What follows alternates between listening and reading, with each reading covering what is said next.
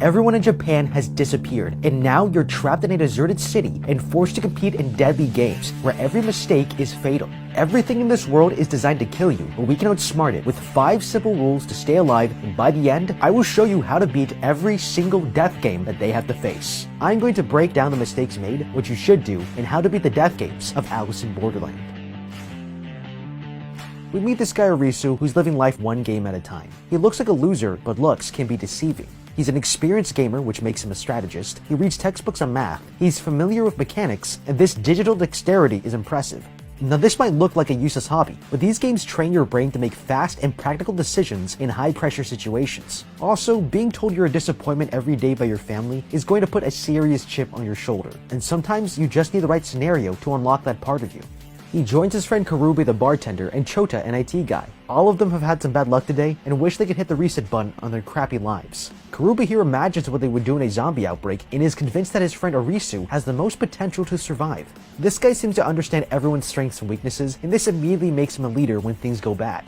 He does have a massive weakness, however, and that's situational awareness. As they run out of the road, the IT guy hears a loud boom from what looks like strange fireworks. The noise gets the attention of everyone else on the sidewalk, including the station police. Thinking they're in trouble, they hide in a bathroom stall. The lights go out mysteriously and don't come back on, and everything outside has gone quiet. What just happened?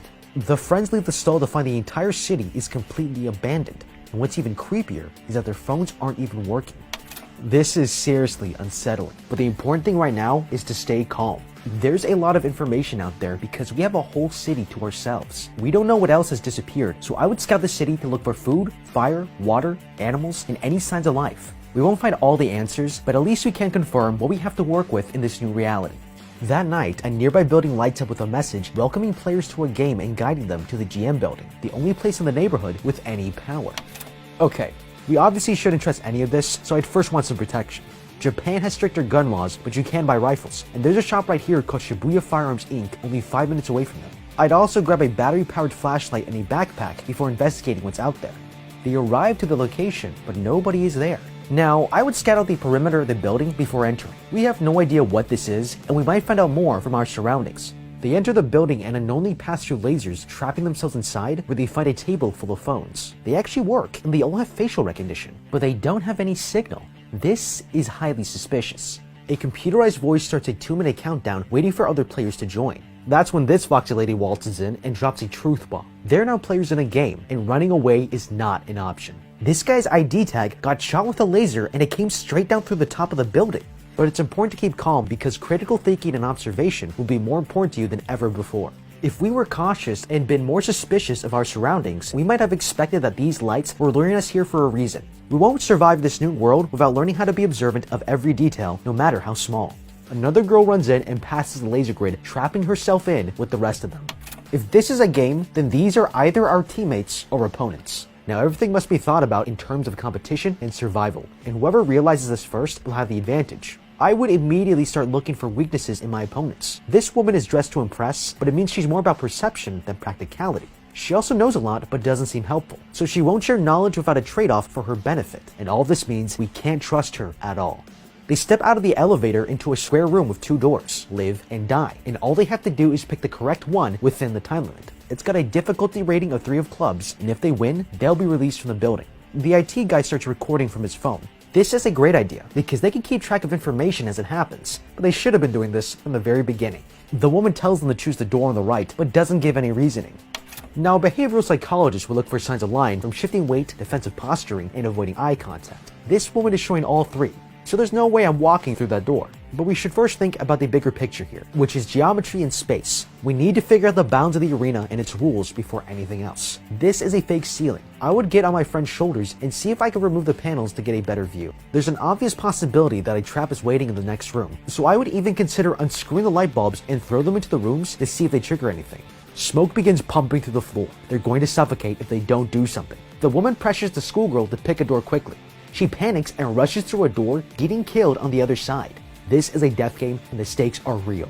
All 3 men are horrified, but the woman doesn't blink and picks the other door. They follow after her as the room behind explodes into flames, and this time they have 10 seconds less. The woman tries to manipulate the others to open the next door, and Arisu here nearly falls for it, but he's too scared. The bartender Karube decides to take a wild guess and they run through. as the group escapes another close call. Each room is giving them less time than before, and they've been lucky so far. But unless they find a pattern here, they're all going to die. Now with deductive reasoning, we can extract quite a bit of information to help us decide which doors to choose next. We know there are at least 3 rows of rooms from the door patterns, from where they've been so far, and that we're on the leftmost side of the building because there are never doors on this wall. Also, the rooms are square, so the 3 rows can make a grid of 9 or 12 depending on the shape of the building itself. But observation here is the key to beating this thing, because if we were paying close attention to our surroundings, we would see from the evacuation map that the building is square, therefore it must be 9 rooms total. And by the process of elimination, it tells us which rooms are safe from where we've already been. Arisu here figures this out another way. Since he's a car fanatic, he remembers the model and length of the BMW downstairs and uses it to calculate the building's dimensions. He then measures the room size of his feet to extrapolate the complete layout of the game. This is the moment that hooked me into the series. Strategies like this just blow my mind, and the theory works perfectly as they make another escape until they reach the last room when he realizes something's wrong. They're in the back left corner of the building. The die door doesn't lead anywhere at all, but if they take the live door, they'll be back in the trap room where the schoolgirl died. He's completely stuck. Okay, every building is required to have a stairwell for fire escapes, and we haven't seen one yet. Based on the evacuation plan, we can be confident that the exit is to the right. But if I wasn't sure, I'd encourage the woman to open the door first. She's more likely to trust me if we made it this far, but if I'm wrong, at least it's not me or my friends that pay the price. The gamer remembers his friend was recording and asks to look. The friend's video recording confirms that there's no door on the other side of the room, and they barely make it out as the IT guy burns his leg. They finally exit the building and get a message that they've beaten the challenge. The woman finds a playing card, the 3 of clubs, and their phones say they've each earned a 3-day visa, which begs the question, if they're not in Japan, where are they? Suddenly, another player walks down the alley, saying his visa expires today. The group watches as a laser falls from the sky, killing him instantly. That's when the power to the whole building shuts off again. They've got to find another game to play to extend their own visa, because if they don't, it's game over. Okay, it looks like we could be here for a while, so now is the time to start thinking about shelter, food, weapons, and lifestyle changes. Canned food is the obvious choice to start because it's quick, stores well, and there's a lot of it, but it's not going to last forever, and we'll need to learn how to hunt, cook, and garden. Long term, I would designate a nearby park to plant and harvest vegetables. Squash, potatoes, and beans are filling, high in nutrients, and easy to grow a lot of. If there's no electricity, it means no refrigerators, so cabbage would be good because it can be fermented into kimchi and stored for a nutrient-rich meal. That night at dinner, the woman tells them she's been here for 3 whole days, when the guys have only been here for 1. So when everyone disappeared, it happened 2 days earlier for her. How is this possible? Arisu realizes this means time doesn't work the same way here. The IT guy thinks there might have been an EMP bomb because after he saw the explosion, the lights went out. But with all the missing people and the death lasers from the sky, we should know there is no natural explanation for any of it. Somehow we've crossed a border outside the normal world and we're playing by a different set of rules. Every game has a designer and we have to find out who that is. The only way to do that right now is to play more games to look for clues. On that note, we can't assume every game will be exactly the same. Others might be different types of challenges, and we need to be ready. Now, we can actually tell a lot from the system they chose. This was the 3 of clubs, which is a low card, so it tells me there are a lot more games to play, and they're going to get a lot harder. I would be training to improve my conditioning, work on improving memory functions and observational skills and calming techniques like I was in a MARSOC Special Forces boot camp. And for a gamer who sits in a chair 14 hours a day, this is a major adjustment that needs to be worked on immediately. Later that night, the 2 friends make a plan. They'll join a game hoping to win and buy time to find a doctor for their friend's leg. This IT guy is an asset, but if he doesn't heal, he could get them all killed in the game.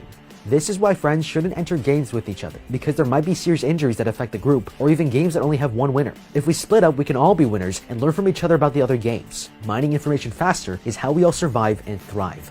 They join the game where they get new phones and see a lot more competitors than last time. This one is gonna be intense. This guy is even using the electricity to charge his music player, which is smart to take advantage of the electricity while we have it. But those old cassette players are battery powered. Something suspicious is going on there.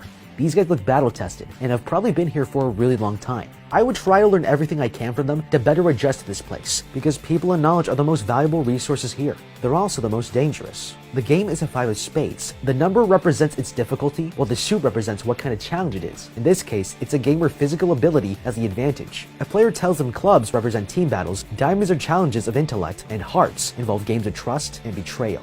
This one is a game of tag. Everyone must run away from the attacker, and they've got 20 minutes to find a safe zone before the building explodes. They all spread out looking for a strategy as the tagger reaches the top floor and begins the hunt. Now this guy wants to funnel players downwards because there's a laser blocking the exit below, and a chase is always easier downhill. That's exactly why I would position myself at the top floor in the corner near this pole, because I can slide down or climb up quickly and I can access it from every floor. It also leads me to the roof, which keeps me completely safe.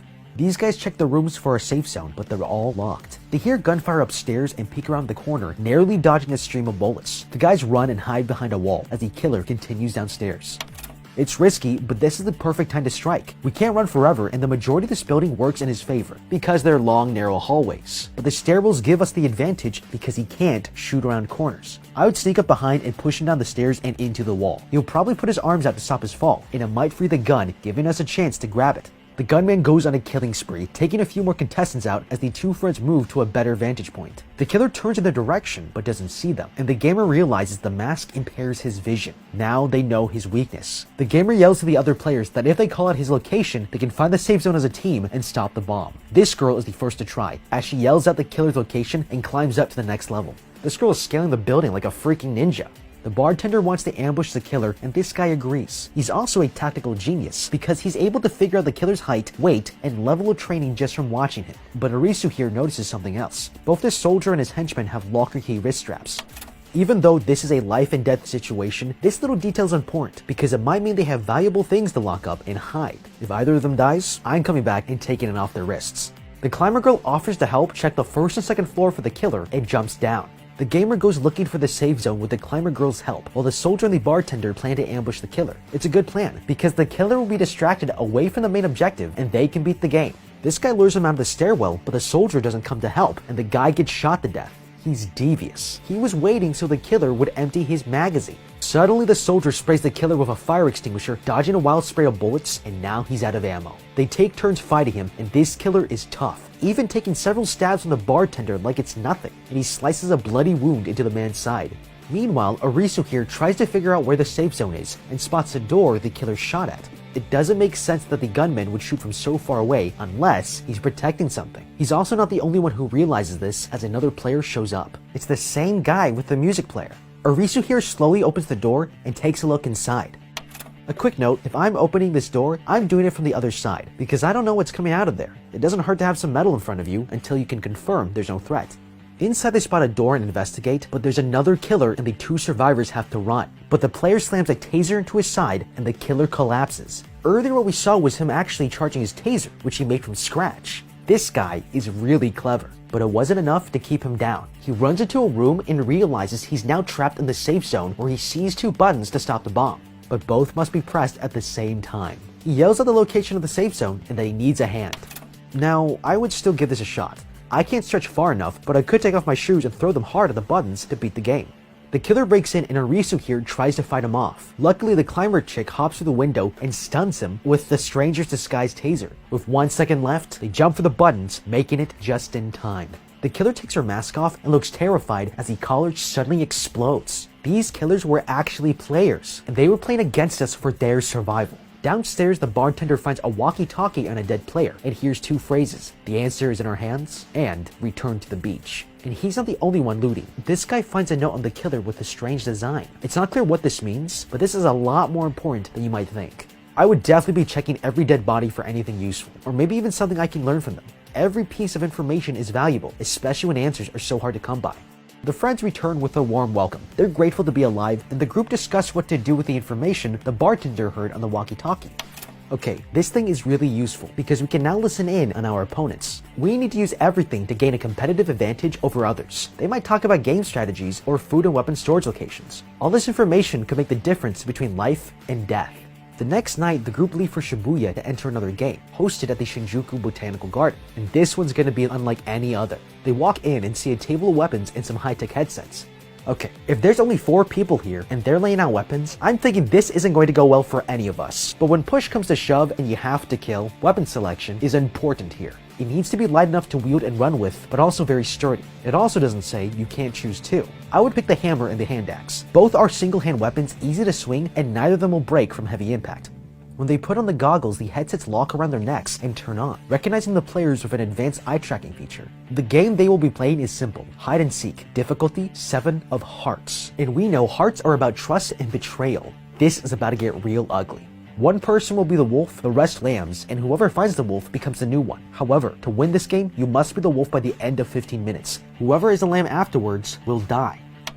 Okay, this is terrifying, and trust is so important here. As soon as I see that this is a game of hearts, I'm keeping a close eye on this woman. We saw her throw someone under the bus in the first game, and she'll do it again if we aren't paying attention. The first wolf is Chota, the IT guy, and tries to remove the collar, but is worried he might explode if he does. He turns and makes eye contact with Arisu here, and suddenly he becomes the wolf. Realizing the pattern, this woman gets everyone's attention, tricking Arisu to look at her. She steals the wolf roll and runs away. The wolf is not the hunter, but the hunted, because only the wolf will be alive by the end of the game. The bartender chases her, but he's too far behind. She ducks behind a bush to hide from the man, trying to stay the wolf until time runs out. This girl is all about survival, but she needs a better strategy to hide, because she's wearing heels, which make distinctive marks that they could use to track her down. If I was the wolf, I might consider climbing a tree. Nobody can lock eyes with me even if they climb up to get me, and I can kick them down when they try. The bartender finds her and doesn't hold back, but the woman slams a rock into his wound and they end up making eye contact. Now he is the wolf, except his friend arrives and locks gazes with him. He gets cornered by the two of them who fail to convince him to switch roles. This is why they call it a hearts game, because the game designers want you to choose between your life or your friends. There might not be a way for all of us to win, but we have to try. This is a botanical garden, and there's water here, so maybe if we all look at the same point in the water at our reflections, everyone's headset will register eye contact, turning us all into wolves, and we'll all survive. The woman goes to attack him, but his injured friend tackles her to the ground and tells him to run. Arisu here dashes off to hide and tries to remove the headset. He's about to clip it when he remembers seeing the collars explode in the previous game and refuses to go out like a coward. Karuba here is distraught and starts hunting for his friend. Arisu here is very emotional, but he doesn't want them to go out fighting and tells them he will sacrifice himself. The bartender hears this and has a change of heart. Since the very beginning, he always knew his friend Arisu had the most potential of them all, and he must survive. The gamer tries to find them, but they've all gone silent. He finally finds his friend, but by then, it's too late. His collar explodes, leaving Arisu here the sole survivor and lucky winner of this death game. This is the worst possible outcome, but keep in mind these games won't stop. I'm taking all of these weapons back with me. This is seriously tragic, but if I were Arisu here, I would channel my grief and rage into the games. From now on, I'm building a pre-built strategy for each suit of cards and training every day so that this never happens again. Workouts, aerobic endurance, solving riddles, and building a new team I can trust, this is what I'm focused on. That way my friends won't die in vain, and I get more time on my visa. The climber girl from the tag game finds the gamer lying in the street and looking miserable, so she takes him back to her shelter for food and a pep talk. Even though she's been through her own hardships, she still keeps going, and he should too. Whether he's ready or not, his visa will expire today, and they both must join another game to stay alive. That night, the two of them head to the next game in this tunnel, where they find a bus in the road. Inside, there are 3 other men on board, and one of them has an injured leg. They find out this game is called Distance, with a difficulty of 4 of clubs, and clubs is a team game. Now his injured leg is looking like it might put them all at risk if he can't contribute. Their phones tell them to reach their goal in 2 hours and shows a distance counter which starts at 0. This is the time to explore the parameters of the game. I would walk both backwards and forwards to see how the steps are counted to get a clear indication of which direction the goal is. One of the other players realizes that this older bus doesn't need electricity to start, so they could drive to their goal. Unfortunately, there's no gas, so they'll have to run. The injured man tells his friend to go on without him, reassuring them that he'll find his own way to survive, and they leave. Personally, I hate running, so I would have spent a little more time investigating gas options closer to the bus, maybe even pushing it to the next car so we don't waste time going back. We also don't know how far away the goal is, so this bus might be our only option. If this is a clubs game, I'm inclined to strategize as a group, so I might have them all scout the tunnel to find gasoline or other working cars with keys left inside. By the time they reach 5,000 meters, they're exhausted. Okay, this is already a clear sign that you're doing something wrong. So far, you're physically drained and you're not working as a team. And if this is a clubs game, then you need to rethink your approach because the strategy needs to match the card suit. They push forward, making good time on their jog, but then they see something coming in the distance and realize it's a panther. They split up, dodging underneath cars and behind doors as one of the guys gets mauled to death. They find a flare inside of a car and manage to scare it off, but they have to keep going. Managing to escape, the remaining survivors see a truck with a Royal Enfield on it, a motorbike that uses diesel fuel and can be started without electricity. They don't have the key, but the gamer realizes that if they can take this back to the bus, they can refuel it and take the injured player straight to the goal. The girl and the player keep going while Risu here runs back with the motorbike. Diesel engines use compression ignition, and gas-powered cars use a spark plug to ignite the fuel, but they can still use regular gas to power diesel cars. So using this motorcycle was a great idea, but it's also completely unnecessary. The other two have made it to the end, only to find the steel wall leaking out water, and it's about to burst. They're doomed. This is no joke. Water like this can crush you quickly, because 1 liter weighs a full kilogram. I would have jumped in the car because the steel frame could protect me, and I might be carried down the tunnel. The man trips and gets caught in the incoming flood, leaving the climber to her impending death. But then she sees the bus in the distance. Arisu over there has managed to refuel it and leans out to catch her arm. She grabs onto him in the nick of time as the waters tip the vehicle over, knocking them out. When they climb out of the bus, they see that it was the goal this whole time. Those numbers were indicating how far away they were from it. Now, if we had looked for the gas tank door to begin with, we would have seen the giant sign that says goal. But even if we missed that, pushing the bus to the next car for gas would show the distance meter remaining at 0, giving us clear indication that we're fine exactly where we are. Outside, the gamer tells her about a place called the beach his friend heard about on the walkie-talkie and proposes they look for it. They don't exactly know what to expect, but they're bound to find some answers. But I gotta say, if I figured all this out about diesel cars, you can be damn sure I'm not gonna be riding a bike anymore. Leaving the greater Tokyo area, they're further from the convenience of the city. They're low on supplies, and the gamer has 3 days on his visa. They spend the night in the park, and the girl teaches him how to hunt and track wild boar. There's a lot we can learn from this girl. She's a survivor and has more experience in nature, climbing, hunting, camping, and cooking. We need to learn as much as we can because you never know when you might lose another friend. I would also be scouting all the possible venues of my new surroundings, because the more familiar we are with them, the more advantage we will have in the games, like places to hide or tactical positioning. That night, he spies a group of participants about to play a death game and realizes these players are all wearing locker keys on their wrists, just like those guys in the tag game. Something is going on and they have to get to the bottom of it. This is clearly an organized society of players, and I wouldn't trust any of them. Life and death scenarios bring out the worst in groups because they collectively take advantage of others, finding ways to blackmail and trap you in. They follow them to a hotel that surprisingly has running power, unlike everywhere else in the city. But as they're spying, someone sneaks up from behind and knocks them out. I would really try to be a little more secretive about it. I would have taken the locker bracelet from the killer in the tag game and used it to try passing as a member to find out more. They wake up to these people in swimsuits interrogating them. The gamer admits they're here to find answers, and this guy Hatter claims he has them, as he reveals this wall lined with giant playing cards. He explains that if they clear the games and get all the cards, one lucky person can go back to the normal world. This is why the beach was created, to form a giant team of players to collect cards, and they have no choice but to join up. I'm not buying it. What if a single person needs to earn all 52 cards himself in order to escape? This rule isn't advertised and they simply don't know. Groups like this aren't interested in governance or equality or representation. It's always about power and survival. Don't get involved. This is fool's gold. And the truth is, the more people around you, the more to stab you in the back. On the plus side, these guys have fuel, electricity, water, and guns. So if we're caught, we should take advantage. They have 3 rules. Everyone must wear swimsuits, as that way no weapons can be hidden. Any cards won in the game will be taken, and if anyone breaks the rules or betrays the mission, they'll be executed. They want to test Arisu here to see what he's made of, and this scientist woman is here to observe his decision making. The group enter this room filled with water and a massive transformer above them. The name of the game is Lightbulb. Difficulty 4 of diamonds. The goal, find out which of these 3 switches turns on this light, but you can only flip one switch with the door open. However, if someone is in the room with the bulb, the door won't close. They can only enter once, and if they get it wrong or the water touches these electrical wires, they die. The water begins to rise and Arisu here isn't sure what to do, but he thinks he can eliminate a wrong answer easily by flipping the first switch with the door open. The problem is, if it doesn't turn on, the door will close and they won't be able to confirm which of the remaining switches works. The lady challenges him. Is it worth risking all their lives on chance? The water is up to their waists and they have no time to argue, so Arisu over here goes to flip A, but he thinks about what's been said. There's one chance to keep the door open to confirm if the light is on or not, and he has an idea. They close the door first and flip switch A, then flip switch B with the door open, no light. He has the player touch the bulb and it's hot. Switch A is the answer. Arisu here solves a puzzle in the nick of time and he's proven his worth. There is one thing they didn't think of though. This game gave them phones with waterproof cases, and we saw in the first game that they can record video. I would put the phone in the room and face it at the light, close the door, and flip every switch, recording the sequence on the phone to tell which one the light is. All players return to the beach, and the leader wants to talk with the gamer. He's impressed by his wit and invites him to a meeting with the executives. In the meeting, the leader brings up that he needs to renew his visa, and the soldier shares a look with his men. These people are dangerous, and it looks like there's a rivalry that we do not want to get in the middle of. And if I'm Arisu here, I don't want to be caught in someone else's drama, because if we get close to someone else's enemy, then we put our lives at risk. The strategic move is to stay low, stay humble, and wait for your chance to slip out unnoticed and forgotten.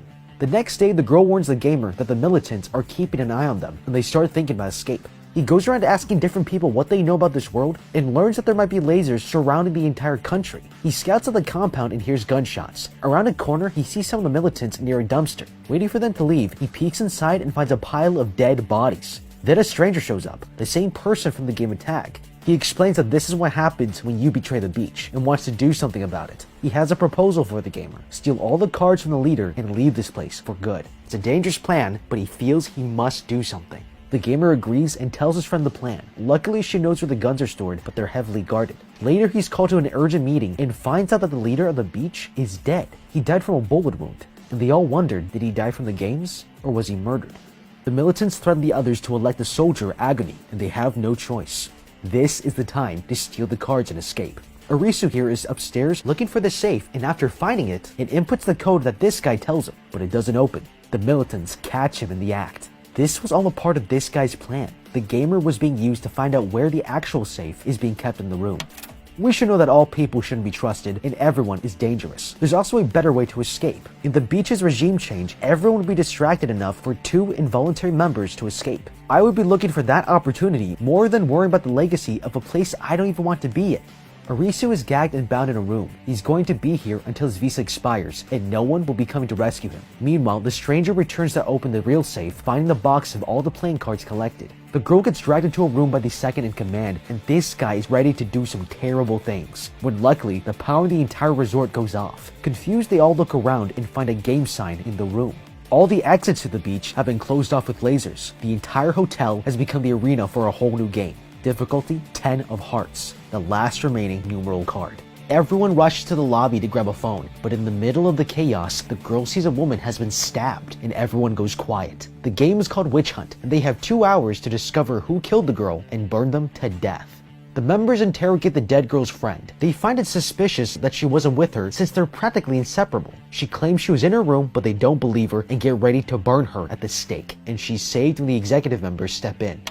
Okay, this is a classic whodunit, and we have some information to work with here. First of all, this is a hearts game, the most dangerous kind because the game maker wants everyone to turn on each other. And that's exactly why we can't do that. There might be an obvious choice, but it also might be a trick of the game. Now, this girl was stabbed with an ordinary knife, and all the militants have firearms and samurai swords. We also know where they dumped the dead, so I don't think it's them. The best answers are with the friend, because we can learn about any behavioral changes, or if someone was stalking her, or even if she was being blackmailed to do something. They all start accusing each other when the soldier Agony finally steps in and threatens to kill everyone if the real witch doesn't step forward. His second in command fires his gun and sends the crowd scattering. Okay, the key to winning here is to understand the game maker's design. They will play tricks on the mind and have you so focused on your own survival that you don't see the big picture. So first we have to consider if there's a way where no one has to die at all. Now we already conveniently have a dead body. I would throw her into the fire first to eliminate every possibility before extreme measures are taken. The girls run away to look for the gamer who is still tied up. Meanwhile, the swordsman is pouring gasoline in the basement. They're going to burn this place to the ground. The dreadlock girl finds the forensic scientist snooping around. She's looking for superglue to get prints off the murder weapon, which is really smart. But I would tell her to find out where the knife came from and find out who's been there recently instead. The second in command gets into a face-off with a shady guy, who points out the power supply at the beach has changed since this witch hunt started, meaning someone working for the game has infiltrated the resort to switch the power. And the only people who have access to the power supply are the executives. The shady guy rushes the gunman and sets him on fire with a DIY flamethrower. Meanwhile, Arisu here scrapes the tape off his mouth and calls out for help. Luckily, his friend hears him crying and tracks him down to this door. She rescues him and catches him up to speed. He thinks the witch is also a player in their own game, having to kill the girl and stay undetected. That's when he realizes he's looking at this the wrong way. He should be thinking like the game designer. They knew the leader died and used the chaos to set this game up. The witch could have moved the victim's body an hour before this all started, and he thinks he knows who it is. There are 15 minutes remaining and the witch still hasn't been found. The remaining members are cornered in the lobby where the leader orders his men to kill everyone, but they're stopped when the gamer arrives. They know he's not the witch because he's been tied up the whole time. He begs the leader to work together to find the murderer and gets attacked. Surprisingly, the soldier confesses that he's the witch, and Arisu calls him a liar. But he knows the soldier did kill someone, and it wasn't the girl. It was Hatter, the beach's old leader. The soldier's eyes tell him all he needs to know. The night Hatter went to renew his visa, the soldier shot him in self-defense. Arisu here has figured out there's one way to beat this game without killing anyone, and that's if the girl killed herself. This revelation makes the new leader outraged as he starts fighting everyone, but they're running out of time and must put an end to this before they all die. The witch's friend knows a way to stop this, and getting everyone's attention, announces that she's the dealer of this game. A laser pierces through her head and kills her instantly, shocking the beach into silence. Okay, what the hell is a dealer? There's clearly some things that others know about this game that we don't, and she just got killed for telling us. The forensic scientist appears and confirms that the murdered girl did in fact kill herself because the fingerprints had a reverse grip on the knife. Then someone starts shooting at them. It's the second in command, still alive. He fires into the crowd, but his rampage is stopped by the soldier, taking several bullets as he picks him up and carries him into the smoke. With 3 minutes remaining, the group carries the witch's body to the fire and they all clear the game, watching as the beach resort burns up. But the shady guy comes back inside to add the 10 of hearts to his collection. All that's left are the face cards, and it will be a complete set. The next day, the gamer and the climber girl look for answers. On it, they find a confession that they were both dealers, a group specially chosen to set up the games, sometimes acting as taggers or pretending to be other players, and they'll be killed if anyone finds out who they actually are. There must be other people who are dealers pretending to be players. This really sheds a new light on everything we've seen. Maybe this chick was a dealer and wanted to make sure everyone was killed in the Hearts game. And this guy who willingly stayed on the bus and insisted his friends leave was actually a dealer who set up the game for his own benefit. We need to be more suspicious of others than ever before. In one of the videos, the two girls go through the subway and reveal the dealer's secret base. It's a massive surveillance room where others like them watch the games, and just like the players, these dealers have to play games for their visas too. They trace the girl's step navigating the metro tunnels and find the door to the secret base has been opened. Someone has gone here before them. Finally, the dealers are dead and their computers powered down.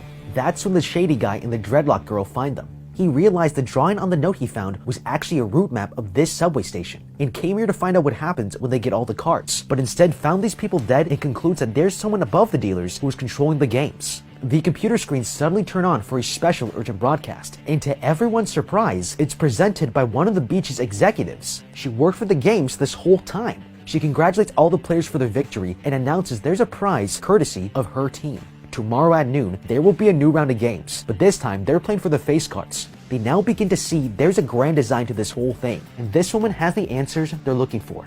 As they make their way outside, they look up and see a giant blimp carrying a massive king of spades. Citywide, more of these zeppelins fly in with face cards of their own, and the next stage has officially begun. But what do you think? How would you beat the death games in Alice in Borderlands? Let me know with a comment down below. Thank you so much for watching, leave a like and subscribe, and check out the How to Beat playlist for more videos like this. Until next time, have a damn good day.